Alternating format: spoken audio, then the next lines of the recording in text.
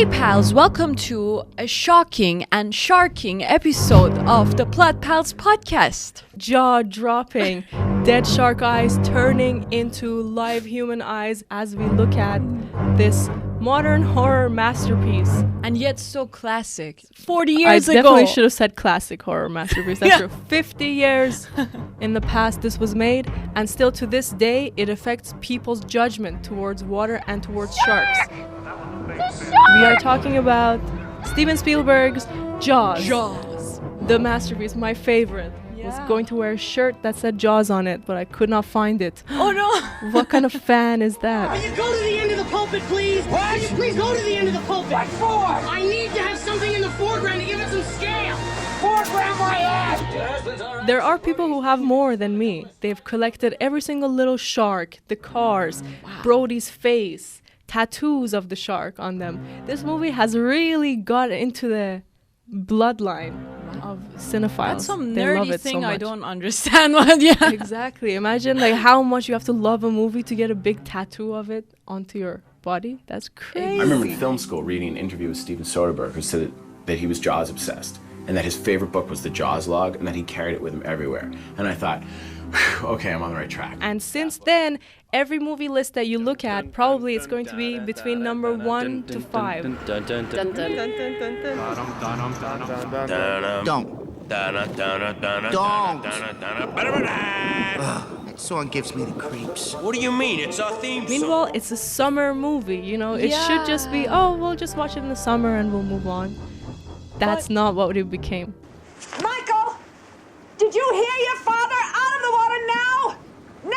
It programmed people to the point that actually number of people who went to ocean dropped significantly. It was in the news after 1975. So it really like affected the economy. Exactly.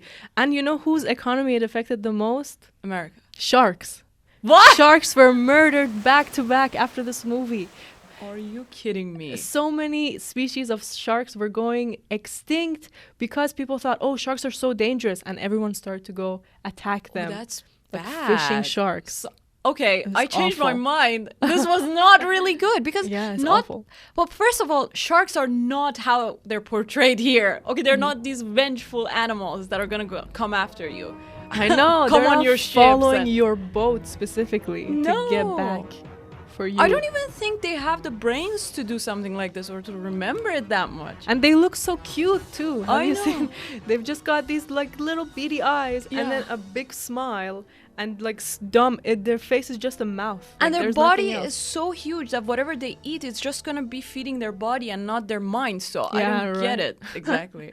Poor guys. Like they're just swimming around like this, trying to eat some seals probably. And before you know it, they're getting killed. 100 million sharks are killed every year by humans. I know. So And you know how many humans are killed by sharks yearly? No, they're not. Like 68.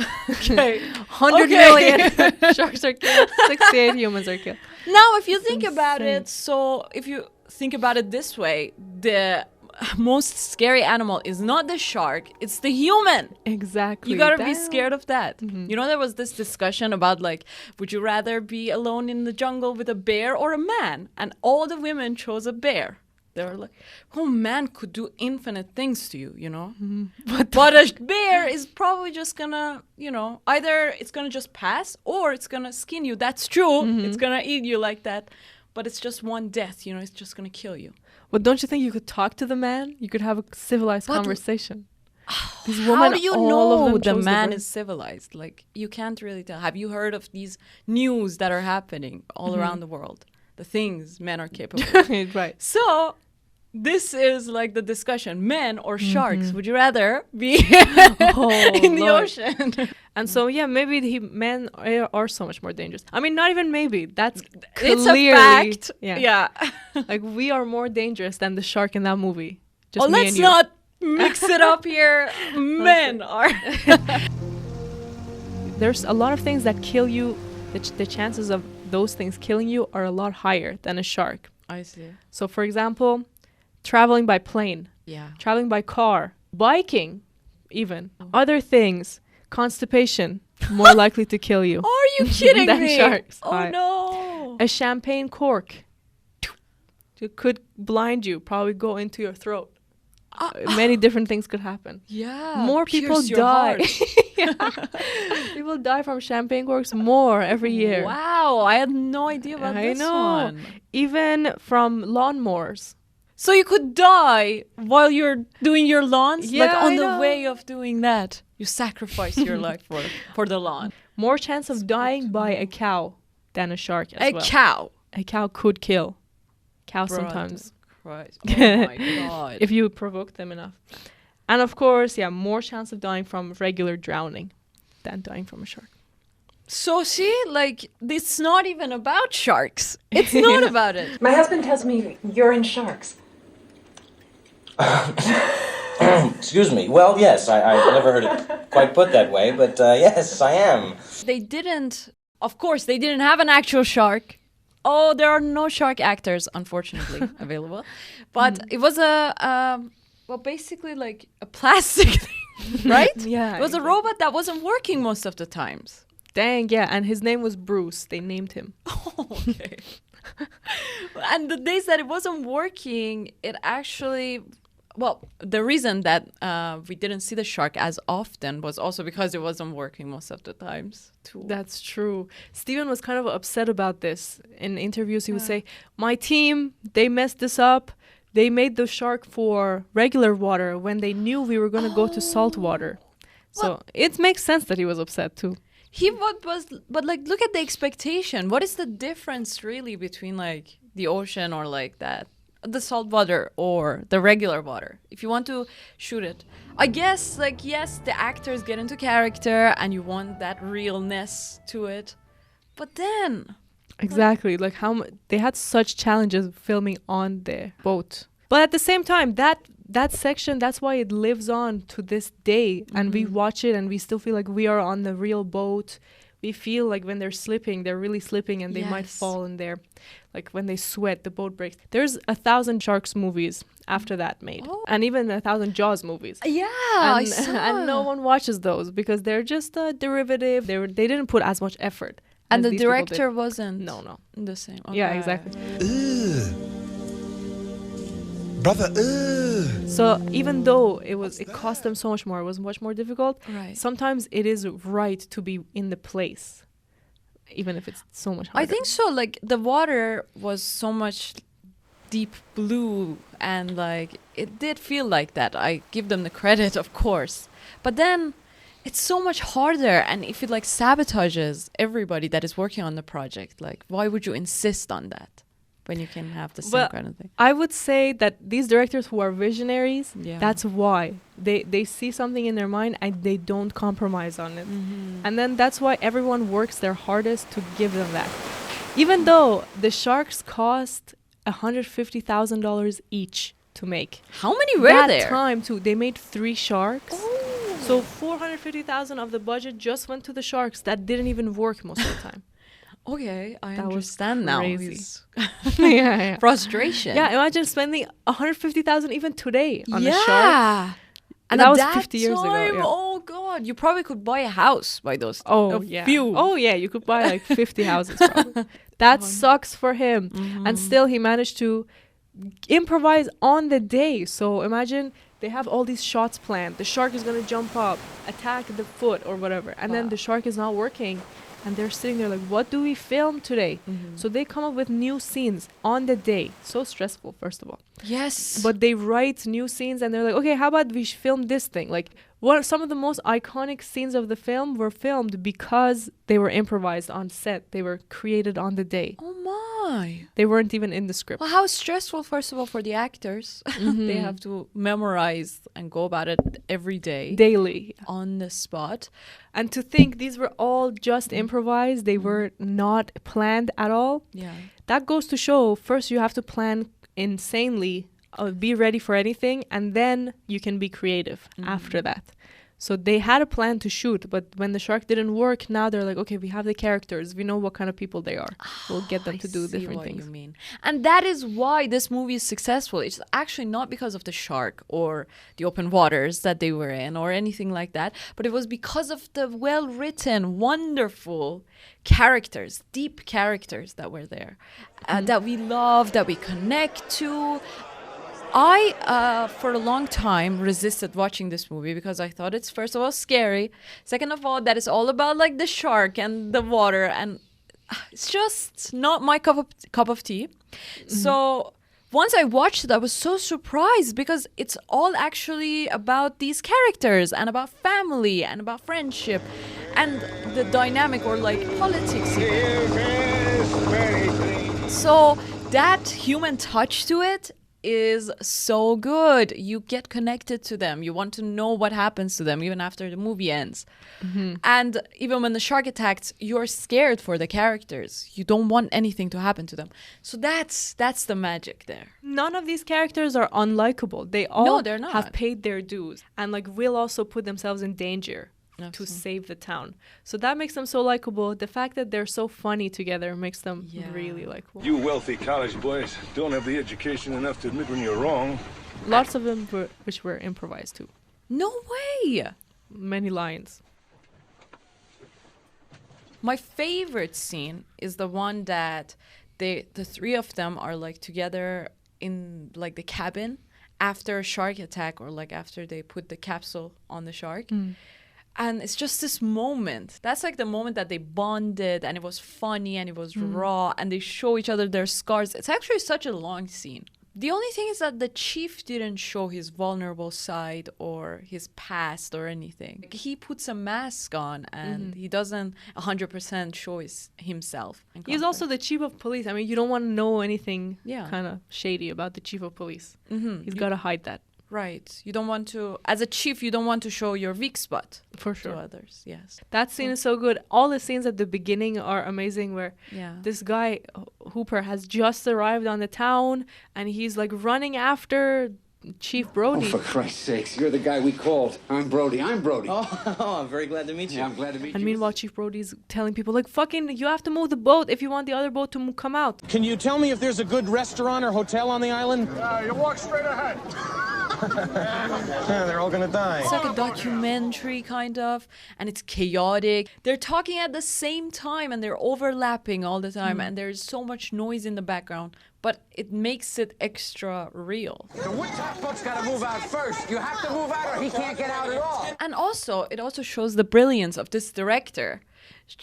Getting just this one cause of death and making a whole ass story about it.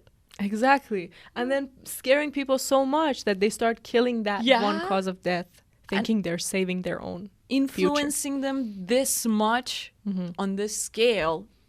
That's so admirable. But I mean, think about the writer too. Before the director, this guy, when he was writing the story, he knew sharks aren't even that big of a threat, and he knew that his book wouldn't even sell. And at that time, guess what? His name is Peter Benchley. He was almost giving up on writing too. So he was like, "Fucking, my books will not sell. What do I do?" He had a wife. He might have had kids. He was 32.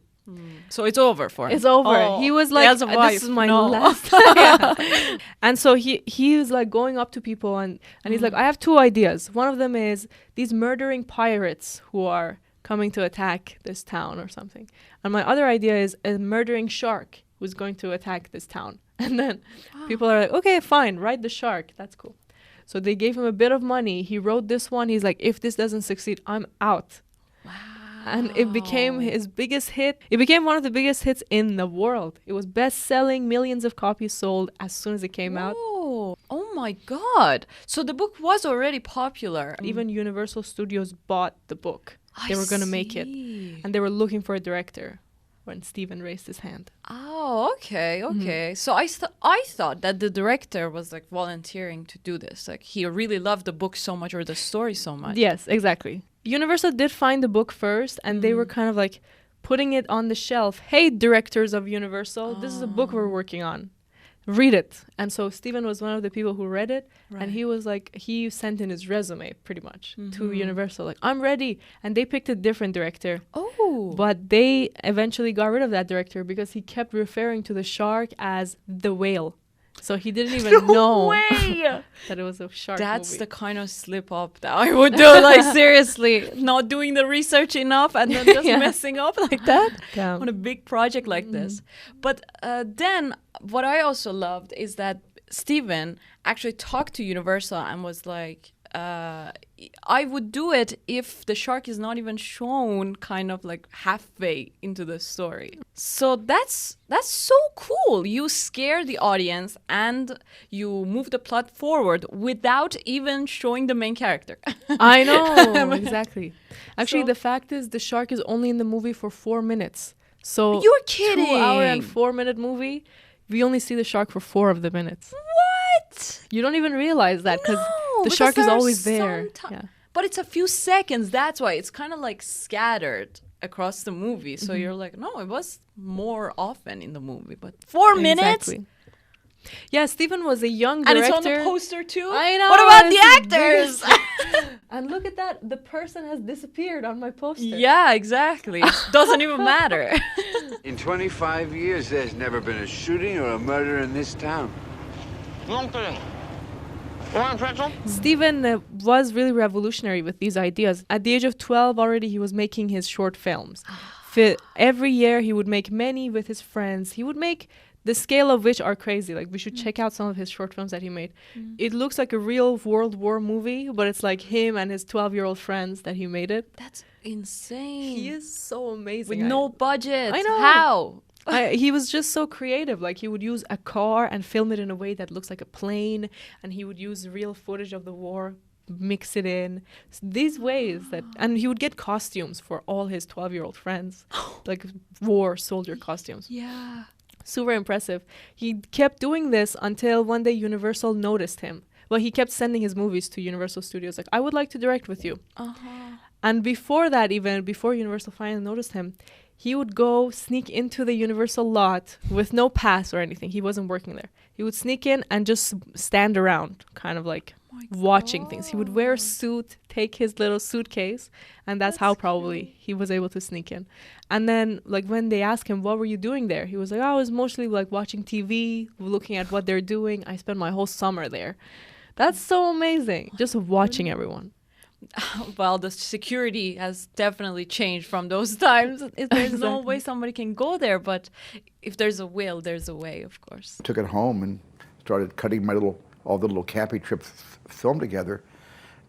The film told me the truth where my eyes couldn't perceive it. Also, most of the actors during the beach scenes or anything like that are real people. So they're people who lived on the island. Oh, Yeah. Thank you.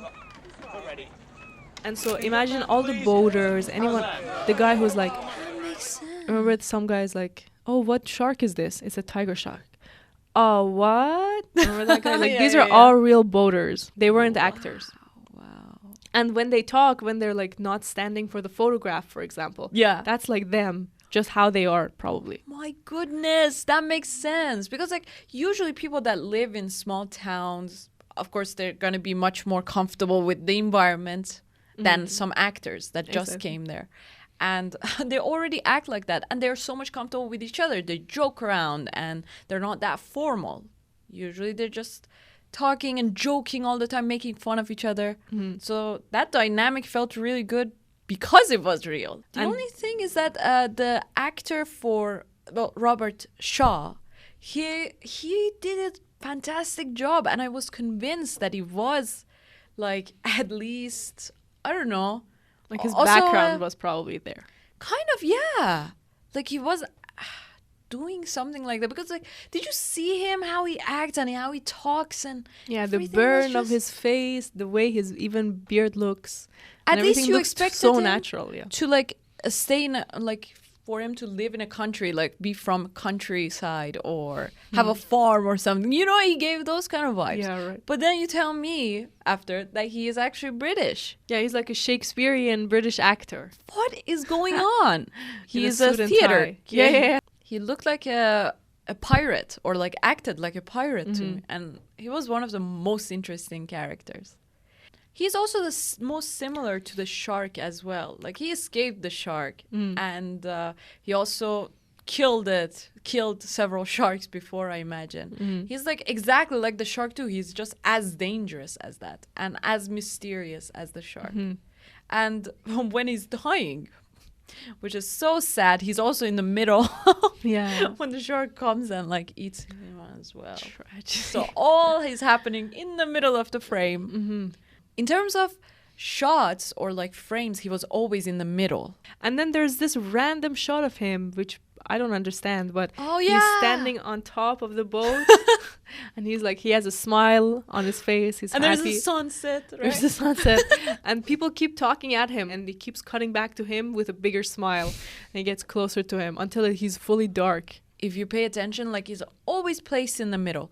Whereas the other two are always on either the right side of the shot or the left side of it.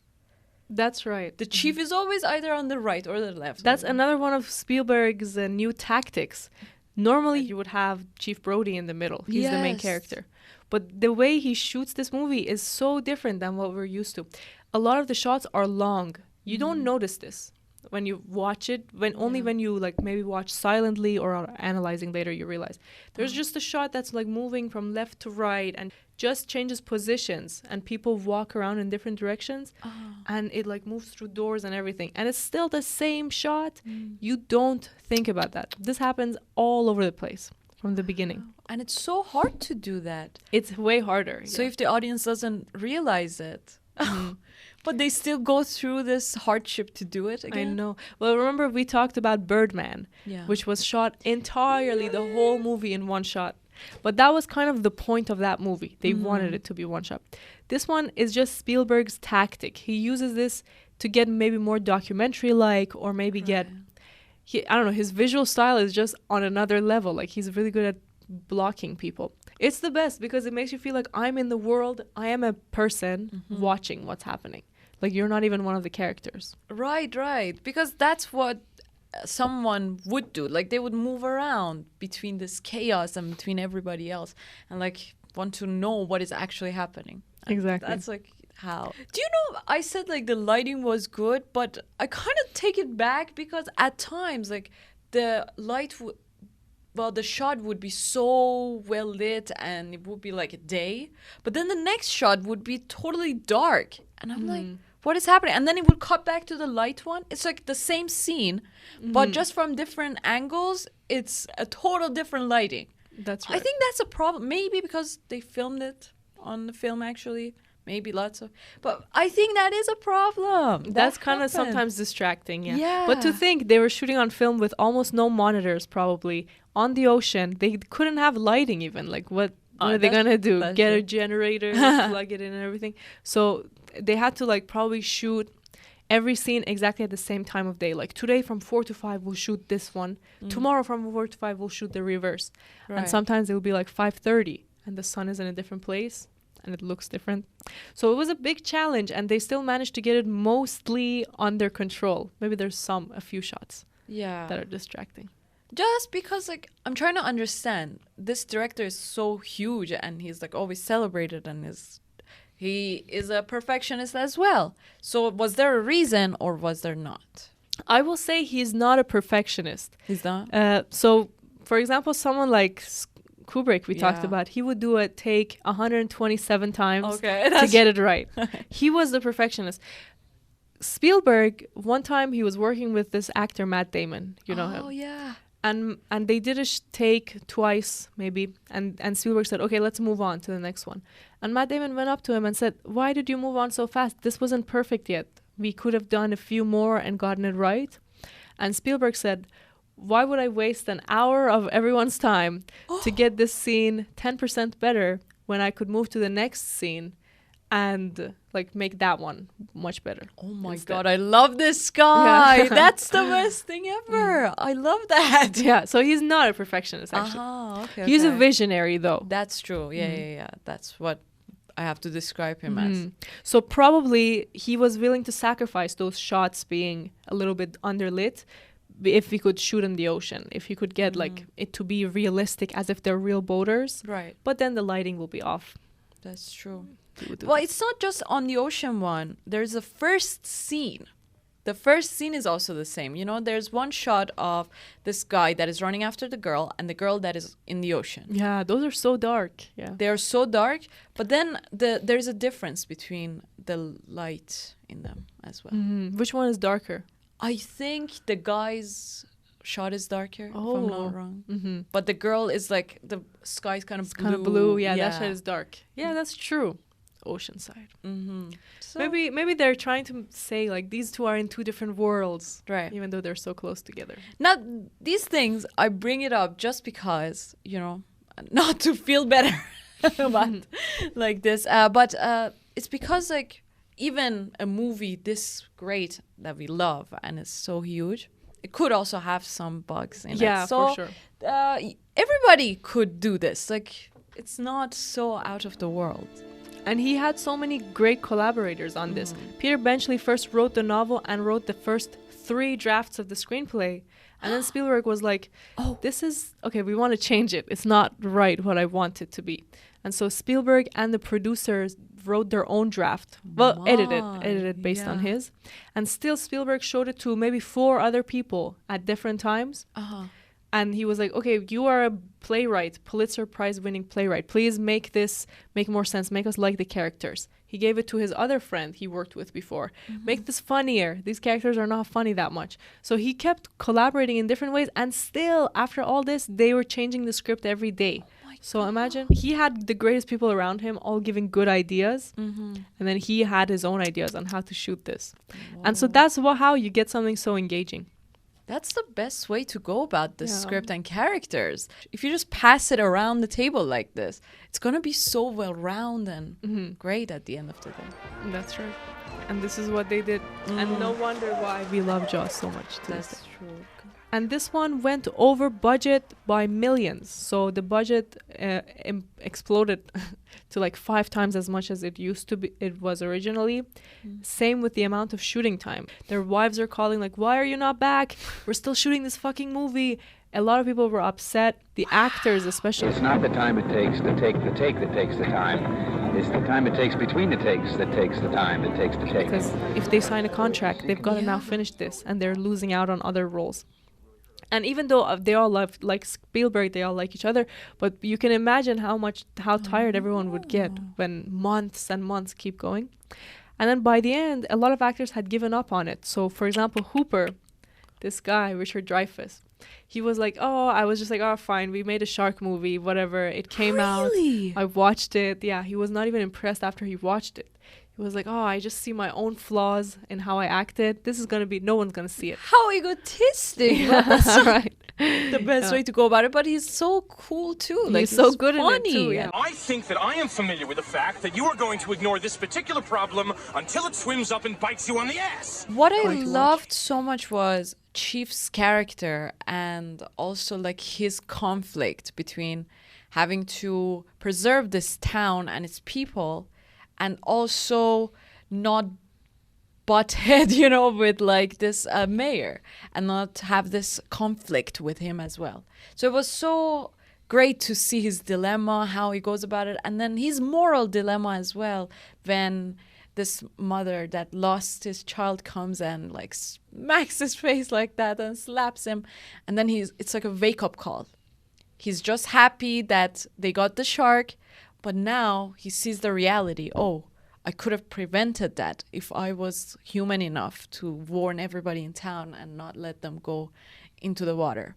And then you see like his relationship with his child and how it is like the child that is imitating the father and how it brings a little bit of smile to his face even at the end of this hard day. But the nagging wife, she wasn't nagging. She wasn't nagging, but husbands probably when they have these tough jobs, if they do have like these responsibilities, I imagine they would not even want to talk about it at all when they come home, even if their wife is a sunshine. And then we see like this work relationships they have with like this guy that is an expert in this area. But also it's kind of like, I don't know, I loved it because it was more than work. It's just a sense of humor kind of like got them closer to each other. You rich? Yeah. Yeah, how much? Well, personally or the whole family? And also, one more thing that really got me interested in the movie was that it was not, as we said, about sharks at all. It's about this, I think this shark is even like a metaphor for like some, well, first of all, it could be a metaphor for actual loan sharks or shark loans. It could be that. You know, you said that as soon as the movie ended, like the credits come up and you're like, I think this movie is about real politics and the shark is a metaphor for politics. And I was like, okay. It's definitely that because like, first of all, sharks are not going to do something like this. And second of all, it's about man's battle with like, what is it about? Oh my God. It's about like man's battle with himself and also his ambitions or like what is outside there. Would he choose to go to the unknown or like... I don't know if it's ambitions because we don't see... It doesn't start with this guy like Chief Brody saying, oh, I want to do more with my life. Well, the mayor is about that. Or like the town people are like, my business should not stop. Or like, I don't know, the mayor's like, the economy of this town is going to collapse. The corruption of politicians, definitely. That's definitely a big one. Yeah. Sharks are always a metaphor for this. Like these slick people that always try to get from others or like... There are so many of them, like they say shark loans or like, oh, you look like a shark when you are like, you don't have a beard or something. You know those guys that are always like finance guys that don't have any, they shave their beards and they have the ties and everything. They call them sharks as well, like that kind of thing. So it's definitely about these themes. And then what we see is that these two characters get sacrificed, but the only one that remains is the chief. Why is that? Because chief is like after the justice or something, or what is it? It shows the danger. Even this man who Quinn, he thought he could handle sharks. Yeah. And he was the one to bring it home. We see even he gets eaten. Right. When you're facing nature, I would imagine that's what it's saying. Even if you think you know what you're doing, you really don't. Things will come your way that will destroy you.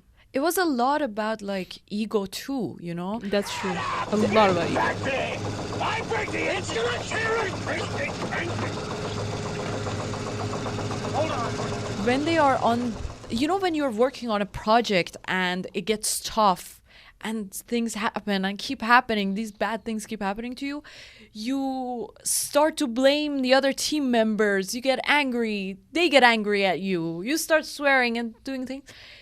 That was so real when I saw it in the movie too, happening between these three. Because like a scene before, they were like fine and happy and singing.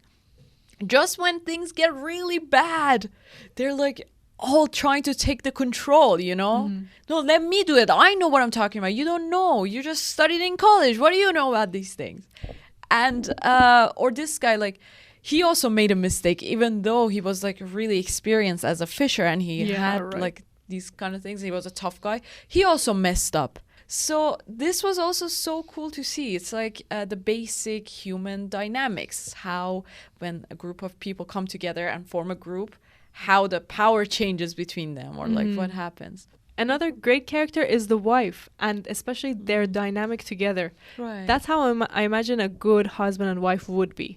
Sometimes they would sit together and say like, do you want to get drunk and fool around? And they would probably get upset at each other sometimes. They would laugh a lot. Like one of them would massage the other's shoulder and be like, you're so tense. And that's how I imagine a good relationship is, probably. Yes, exactly. Well, I see it all the time, like between like good healthy like relationships. That's exactly how it is. And the wife was not even pushing the husband. And when he was like out there, when she was like talking maybe to some other people about her husband, it was always in a joking way, or like she wouldn't outright complain to his husband. That's true. And she would always like make food. If you want to analyze a good wife, you could probably do her. She would take care of the children and then come and support him when he's going on his boating trip. Like she would come and say, "Oh, I'm so sorry you're leaving." Yeah. The best. What a sweet and really woman. takes care of the kids too. Like so worried as soon as she realizes the kid is not there. Yeah, Just running like, oh, she's worried that it's going to get eaten by the shark. That's so sweet and kind of sad to me because Spielberg's parents were divorced. Oh. Kind of when he was very young. And he is connected, he's close to his dad, he's close to his mom, but they were not having a good relationship. So a lot of Spielberg's movies, the parents are either about to get divorced or already divorced. Dang. And then meanwhile, his second movie ever is like the most cute couple. Like they're so healthy. So it makes me think like he's just showing what he wanted to experience probably. Yeah, that's so sad to hear. But then also if you think about it, even though the wife was amazing, just like now I'm kind of reminded of the Shining movie as well. The wife is so good, but the husband has these secrets, you know, he's not that, he doesn't show himself all the time 100%. He has these secrets that he keeps even from the wife, I'm sure. And he's just reserved, much more reserved. And I don't know what happens after this guy comes back to the island, to this town. He's gonna be traumatized. He's gonna have so many problems of trusting. Yes, again, that. And who knows? He maybe become a psychopath. I don't know. Like he's just, you don't know what the future holds for this character. It could easily turn into a toxic relationship. That's true. I saved this town from the shark. You better get the garbage out yourself. No, yeah. Get out of that boat! He's gonna be a national hero. Oh yeah. And then everybody's gonna celebrate him. His ego is gonna be so huge after that. And then he's gonna be bitter after a while when everybody forgets about this. But he's gonna hold on to his medal like, I did this, 40 years ago when the medals are all dusty on the shelf.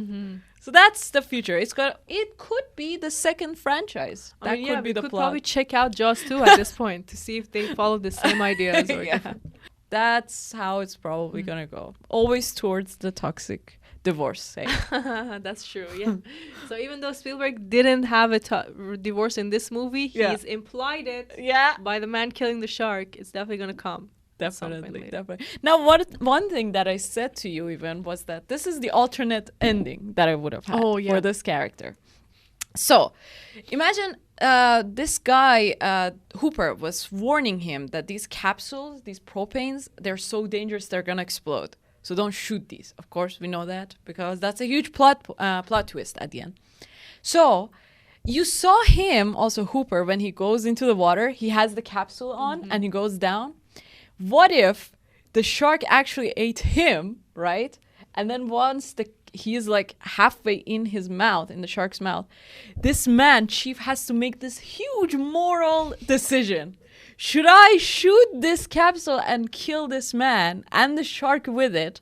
Or should I just watch the shark kill him and not be responsible for his death at all? Damn. And let the shark eat everybody in the town? What could he do? What could he do exactly? The stakes are high there. That would be so dramatic if there was no other capsule. But there's like, I guess Brody would know, oh my god, I have one more capsule right here. Let him eat Hooper and then I'll throw the capsule in his mouth. Oh, yeah. No, just kidding. That would be really exciting. That really terrifying, sad, painful. If we saw our favorite character Hooper in the mouth of a shark, I think what would be even worse is if like the shark isn't gonna eat Hooper, but like maybe the shark is holding on to his like his backpack or something. Right. Then that's would you like kill both of them? If he kills that. Yeah, that's going to be so much worse because there could be a chance that the shark wouldn't eat this man. So if you actually deliberately did that, you are committing murder, basically. Your close friend, but then you're saving the town from the shark. So that and nobody's really going to be the wiser. Nobody would know what happened in the middle of the ocean. One thing, though, I'll say, Spielberg is not known for his very negative endings. Usually it's very positive, happy at the end. But he did kill one of the trio. I know, but it was the weird one. Like, it was the one we didn't even understand what he was saying. Oh, that's true. Like, you know, we're sad, but he was like, I'll die on the ocean like my friends. Like, he was kind of, he's that kind of guy. Destined, yeah, for that. He was destined, exactly. Spielberg is known, and he's even criticized widely for his positive endings. Like, why did this guy survive? Why? What's going on here? Why is everyone happy at the end? So that could be his thing. Like, he just doesn't want the story to end badly. He's like, this is my story. I want people to walk out feeling like at least a little bit positive. But this movie is a thriller and it's an action and it was advertised as a scary thing. So I imagine and if you want to take the stakes high and make it dramatic, and it also touches on the theme that he was saying as well. You know, he has to make a choice at that moment. Because what was it? They built up everything and I was like expecting for this huge thing, but at the end he just, shoots. He's just gonna shoot the shark, yeah. Yeah. And the only thing that we see is him exploding like that. Yeah, exactly. So if there was this kind of thing, you would have walked out oh my God, this man killed somebody, and there would be debates. So now we wouldn't just be talking about how great these characters are. We would be like, Should I hate the chief, and you would be like, no, Chief is a good man. He saved the town. That would have been better. That would be so intense for sure. Yeah. But here we are. They didn't do it. And even if, they didn't do this kind of thing, they didn't take this suggestion from me 40 years later. 50. 50 years later. Now, even the fact that this guy, Hooper, was in the jail, in the can, broke the whole thing, and there was no way that he could go out, but he still managed to swim away from this shark. That was so unrealistic. Yeah, and if it was a regular shark, we would say, okay, that's fine. Yeah. The regular shark realized this is a human, didn't eat him. But this shark we've seen, bloodthirsty. He comes to attack the boat even when there's no humans around. Yes. So he would have totally eaten Hooper. Definitely. Do you think if it had that ending, people would be more afraid to rewatch it? Like, they would say, this is too psychologically heavy for me. It would be more like a There Will Be Blood, where you don't want to go back, even though you still think it's great. Yeah. Maybe it wouldn't be a summer movie. You're right. You're definitely right. Because at the end, I expected it to be much worse for the ending, for most of the characters to die and major death and stuff. But now I'm or after it finished, right at the end, I was like, yeah, this is such a light, actually, movie. And it's so fun to watch it. And I'm glad that we watched it in summer, just starting summer. And yeah, you're right, definitely. But I think that this is a better story idea. We should find Spielberg and be like, why didn't you do this? What's wrong with you? I know. No, I'm just kidding. But when we see him, we're going to be tongue-tied Sir Spielberg, how are you so And you amazing. were even going to see him. You had some questions. I saw Spielberg, yes. He came to a theater to talk about his movie Sugarland Express. Right. And here's a 85-year-old man, the nicest, imagine he's the most greatest filmmaker ever. Yeah. So let's put all of that aside. Let's put all his work aside. He is so kind. If you saw him in the street, you would be so loving him. That's cool. He comes out, he starts talking. Every person he talks about, he's saying what great things are about, what is great about them. Yeah. Aww. Anyone, he always deflects the attention off of himself. And at some point, as he was telling a story of how he made Sugarland, he was like, oh, excuse me. He's looking at his Apple Watch, and he's like, my Apple Watch just said, did you take a big tumble? Did you take a big fall right now?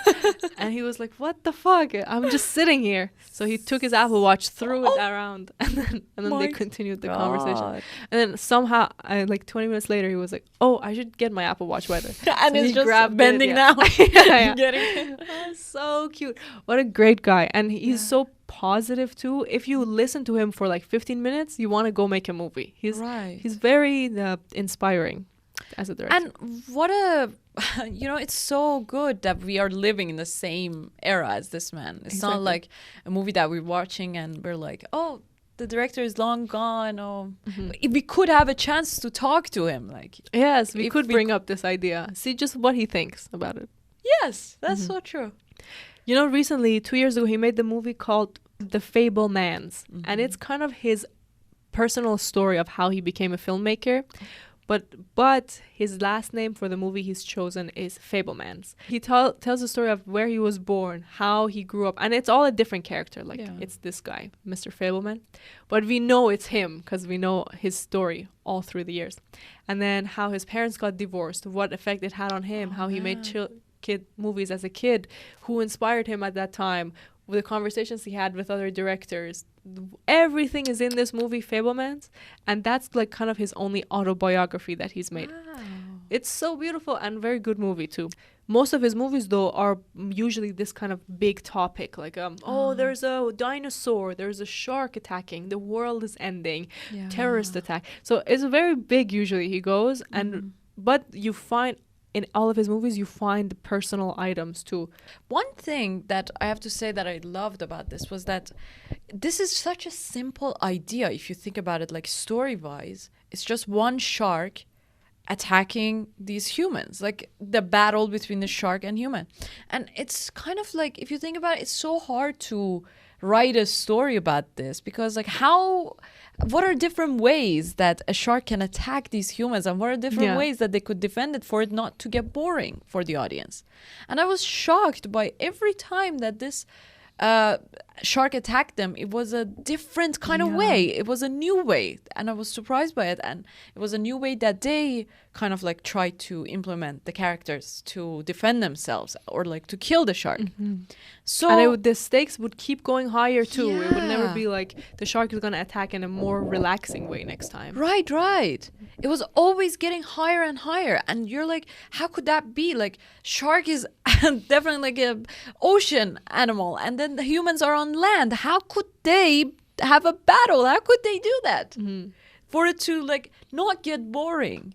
But there it is. Like, you get surprised every time. Every time it's getting like cooler, and there are things that you never knew even were possible, or like the reason for, like, you know, those capsules that were like yellow that they try to like shoot on the back of the shark, for example. Like, you would never have thought of something like this. Exactly. How genius in real life. And also the reason they did it was because the shark wasn't working. So Steven was like, what way could we have it be like tension?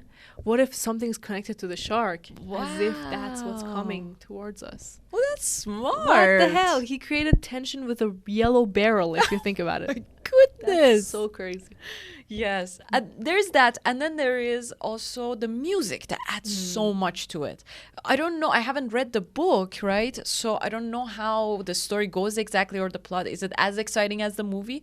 But I sure know that the music really made this movie. Exactly. And to think the music is just two notes for the most part. What? There are two notes right beside each other. They're like dun dun dun dun dun dun dun dun dun dun dun dun dun dun dun the whole time. And then there's like something like a little bit different. But with two notes, they create such a fear that to this day, I was just outside this studio, by the way, going to the washroom, and I thought I was hearing the music. I was like, who's watching Shark? Who's watching Jaws? And I was like, I listened there for a minute. I think it was just in my mind. I think so too. I think so. But the music was so effective that years later, they use this music on the beaches when they don't want people to swim. Bro, are you kidding? Like, dun, dun, dun. That's diabolical. Oh no. That's insane too. And it would work so good, obviously. A second later, yeah. Even to the point, like, if I hear that song in a pool, I get scared. Like, maybe somebody's following me. So, yes, even I hadn't watched this movie before, and when I heard this, I knew about this music. Like, I had heard it before, and it was scary, and I knew what was it about. Like, it was for this movie. So it got really famous. The composer, I think, John Williams. Williams, yes. He was really incredible. Like, he makes it composes one of the best music for movies. But especially this one, it just got it all together. Like, if you watch the Jaws, I tried it without the music. Just some clips, I watched them. It just doesn't work the same way. It just doesn't. So exactly. They just show some water. Nothing's going on, but when the music is playing, you think, oh, the shark is nearby, probably. Yeah, has that effect. The other day when we were swimming, so we tried this, like, that you were the shark and I'm just running away. I'm swimming away. And then if this music was playing, I know I would have a heart attack before you even reach me. Because already the adrenaline is so high and the stakes are so high. You're trying to get away. And then this music would definitely like kill you. Meanwhile, though, there was also some weird other orchestral music going on. Yes. That was so positive. That's like, it would be like dun dun dun dun. It's like doo doo doo doo doo doo. I was like SpongeBob music. Yeah, people are laughing. It's still a stressful time. Like they're Yeah. stressing on this boat, but then it will be this music. Either way, John Williams is amazing, and he won an Oscar for best score for this film. Makes sense. But they also won an Oscar for best editing. Oh, and sound design. That's cool. That's great. I'll be honest, though, there's one criticism I have of this movie. Is that, well, it's absolutely a clickbait, as you said again, because I expected it to be Jaws. I wanted to see Jaws a lot. But there's just 1 second shot frame of a jaw. Yeah, I thought this movie is about some dentists. You know? After that poster, that's what you thought? Yeah. It's like, you know, they're just trying to hunt these sharks and they want the jaw for that. Oh, or like fair. they want the jaw of humans or something like about Jaws. But there was no Jaws in this whole movie. The only Jaws were that one shot. That was the Jaws. Shot. Yeah, Just you 2 just mentioned seconds. it. Deceiving So people Clickbait like that. has been a thing since 50 years ago. It's not just our videos that use it. No, not at all. No. I would love to tell you some ways to save yourself from a shark in case a situation like this arose. Please. I'll tell me you. like that. I'll tell. Even though, you know, sharks are not so dangerous, we know this. Even the author Peter Benchley was so upset that he wrote this novel later. When he found out sharks aren't so dangerous, when he found out people were killing sharks because of the novel, he was like, oh my God, he devoted his life to writing articles like sharks aren't dangerous, please stop. And most of his novels afterwards are about oceans too, like about oceanic life. I would imagine. If I made bag from that, like I that's know true too, yeah. where the diamonds are. That's very true, but he felt really, he felt responsible for having killed so many sharks. Same with Spielberg. But what I would do is that I would just take my money from my pocket and then just, wipe the tears with that. Oh no, what have I done? Here's some ways to save yourself from a shark. Well, you know what? These articles mostly, this is how they go. So it starts like, sharks are usually in deep ocean water, but they're also in the super shallow areas and also probably in your nearby lake. They're everywhere. And then they will be like, sharks usually hunt in the middle of the night, but probably also in the afternoon, they're everywhere. And anytime really you're in the water, there's sharks. So that's how the articles go. Just straight out tell me every time, anytime they would do that. Exactly. Every article is like that. But still, they have some rules. So number one is, it's called seal no deal. So if there's any seals anywhere, you know, those little cute animals, do not hang out there because sharks love eating seals. Wow. Even though they're so cute, seals are like flapping their wings and their cute little eyes, mustache. Do not go there. Seals are probably followed by sharks. Number two is don't dress like a seal. So like don't wear the colors. Costume. Oh, the color. Don't wear the costume of a seal. You'll get eaten so fast. Oh, man. But they say, or don't put the fragrance of the seal on you. I know it's so sexual and it gets all the attention from the men, but do not do that. Exactly. They say don't wear any dark colors. So you would be okay right now if you went in. But you. I dressed like a seal today. Oh no. Specifically. So do not wear dark colors, especially like if you're wearing pants and everything that are dark. Oh Lord. Wow. You're telling the shark, I'm food, come eat me. Oh yeah. Don't do it. Number two is research the beach you're going to. You should know, like, is there sharks? I don't do that. I just go straight in the water. Like, first it says, like, please search up, like, is there shark activity in this beach? Is it known to be there? Like, imagine you go to the beach and you're, like, researching on Google before that. Let me just check if I should go here. Is there a shark here? Let me cite my sources and everything. Yeah, so you should, though, if you don't want to be eaten. I wouldn't do that, but you should. Number three is follow the signs of nature. Okay, so let's pay attention to this. If you see birds circling around, or if you see the water like flapping, splashing around, Ah. or if you see a dead whale, there's a shark over there. Wait, For sharks sure. eat whales? Probably. Or I thought They can't kill them, but Oh, okay. Because when I read this, I was like, oh, the shark killed the whale, but maybe they just died and they're like feeding Mm. off it because they're huge. I know. Exactly. But what kind of rule is that too? Because one of them is like, if there's a dead whale, who's there's a ever dead seen whale, a dead whale? if there's a dead whale, I'm running to the dead whale. Like, it's huge. I want to see that. But That's then- right. And also, what are the chances? Like, Yeah. the whale is probably deep into the ocean. Like, if definitely I see a dead down whale, there. Like, exactly. or I have way bigger problems if I see a dead whale. I Like, know. running out of water probably and everything. and there's Air. one more thing. Like, death, I think, is just something that God decides. Like, I don't care. Like, even if people are killed by sharks, like, let them. Probably they had to. They came to this world.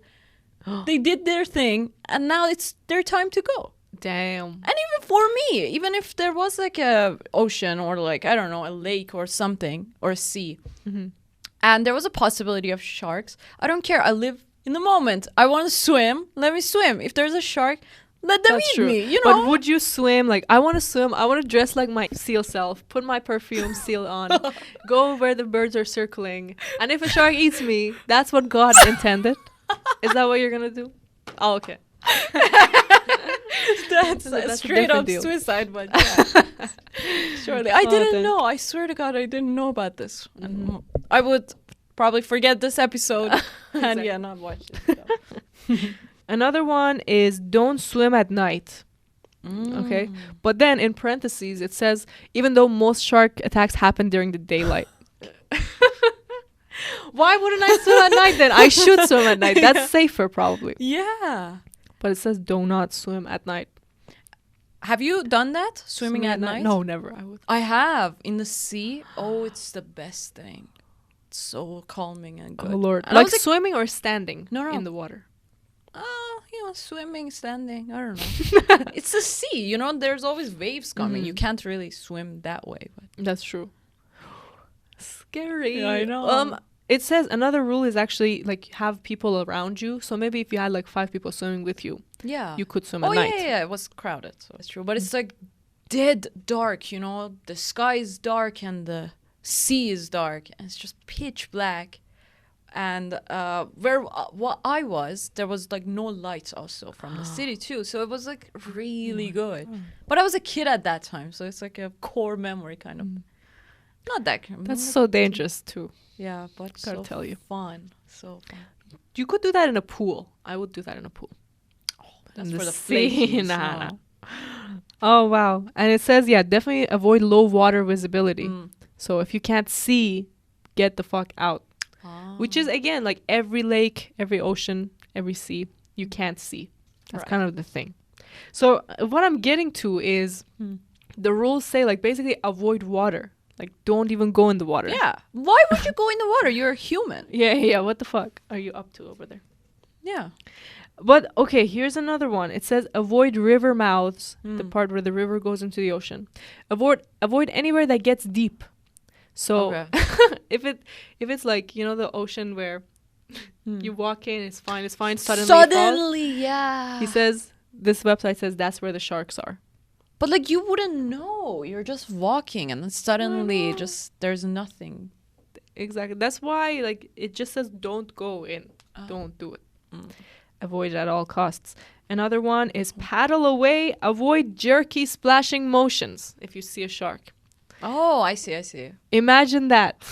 You're following me in the pool. You. I was like, oh my God, I'm choking in the water. I'm screaming. If a shark is following you, Right. you're going to probably splash you for your life to get away. Yeah, and when you are scared, you're gonna be so much heavier. And you always sink when you're scared. The thing is, like, how could you be calm when a shark is following you? There's just no way. So I don't know who's going to follow that rule, but good for them if they do. Yes, exactly. And then another rule, final rule is check social media. So Says, On the check- ocean like that. Yeah. Tag the shark, see if he's around. Like paparazzi, have they seen him? That's one of the rules. Like check the social media of the shark just to see where he is. Such a good advice. Love this. But if you do all these things, you'll probably not be eaten by a shark. So try it out for yourself. I think the best advice would be just keep clear of the water. Don't even drink it. Yeah. Just avoid it at all costs. Yeah. Okay. Now this movie Who walked. knows? Yeah, say it. Who knows? Maybe there is a egg of a shark or something that goes like inside you, or like a baby shark, and then it grows and it like eats you from within. Exactly. And I bet they've made a movie about that already. Yeah. I was just gonna say this movie walked so that many other shark movies could run. Right. There's movies about sharks with the following titles, if you want to watch them. Sharktopus. Wow. Sharknado. Sharknado. Tornado shark. I know. Yeah. Two-headed shark attack. Oh. Would you watch that? Oh, and I know another one. Baby Shark. Baby Shark is a movie? Baby Shark, do do do do, baby. It's a hit song. Yeah. We love sharks, clearly. There's a movie called Ghost Shark. Would you watch it?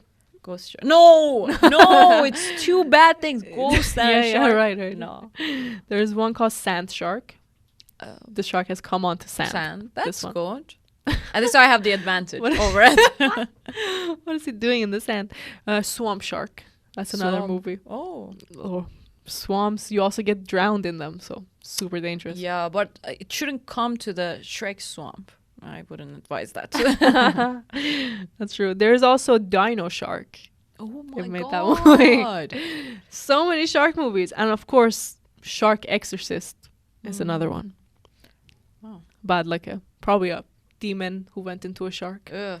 Damn. Oh God. So these movies, I'm sure they're all good. I haven't seen them, but any movie that has a shark in it must be. This one, Sharknado. No. Sorry. Shark Dino, was it? Yeah, Dino Shark. Dino Shark. That's kind of cool. I'm kind of wondering, is there a relation between dinosaurs or like the first living organisms and sharks? Like, are they a modern version of those?